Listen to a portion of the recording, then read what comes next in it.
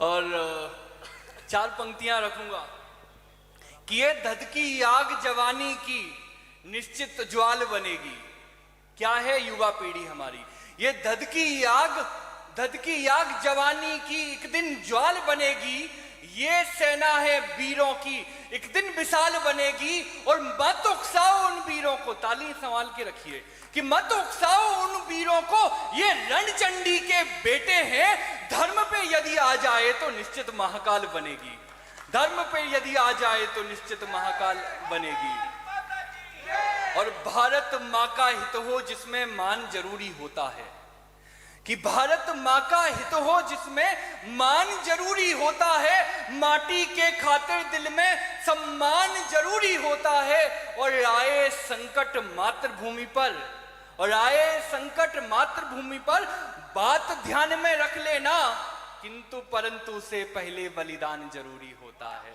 किंतु परंतु से पहले बलिदान जरूरी होता है।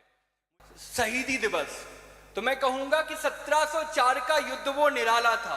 गुरु गोविंद सिंह जी सभी को याद होंगे। गुरु गोविंद सिंह जी वो महान व्यक्ति है जिन्होंने बीते 7 दिन में अपनी मां, अपने पिता, अपने 4 बेटे इस धरती पर बार दिए हैं। तब कहता हूं कि 1704 का युद्ध वो निराला था। सच्चे गुरु का हर बेटा हिम्मत वाला था और नन्ही सी उम्र में मुगलों से लड़े थे।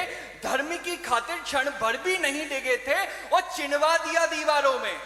एक नाखून टूट जाता है सर्दी में तो हम चिल्लाने लगते हैं। तब कहता हूं कि चिनवा दिया दीवारों में मगर कर्म नहीं बदला। बलिदानी हो गए लड़ते लड़ते मगर धर्म नहीं बदला। बलिदानी हो गए लड़ते लड़ते मगर धर्म नहीं बदला। और धर्म क्या है कि नदियों की धार को मोड़ा नहीं जाता। नदियों की धार को मोड़ा नहीं जाता, उठाया हुआ गांडिव तोड़ा नहीं जाता। और आखिरी सांस तक लड़ी जानी चाहिए हर लड़ाई। चुनौतियों के पल में भी धर्म छोड़ा नहीं जाता। चुनौतियों के पल में भी धर्म छोड़ा नहीं जाता। निज धर्म निज संस्कृति पर अभिमान करना होगा।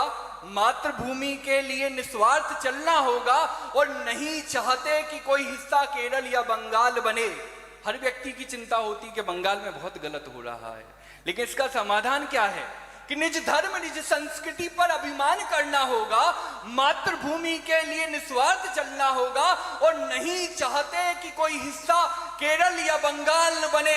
यहां बैठे मुझे एक एक व्यक्ति का आशीर्वाद चाहिए कि नहीं चाहते कि कोई हिस्सा केरल या बंगाल बने। तो हर हिंदू को सबसे पहले हिंदू बनना होगा। हर हिंदू को सबसे पहले हिंदू बनना होगा। आपकी जातियां नहीं देखी जाएंगी। जब हमले होते हैं तो सिर्फ आप हिंदू हैं ये देखा जाता है।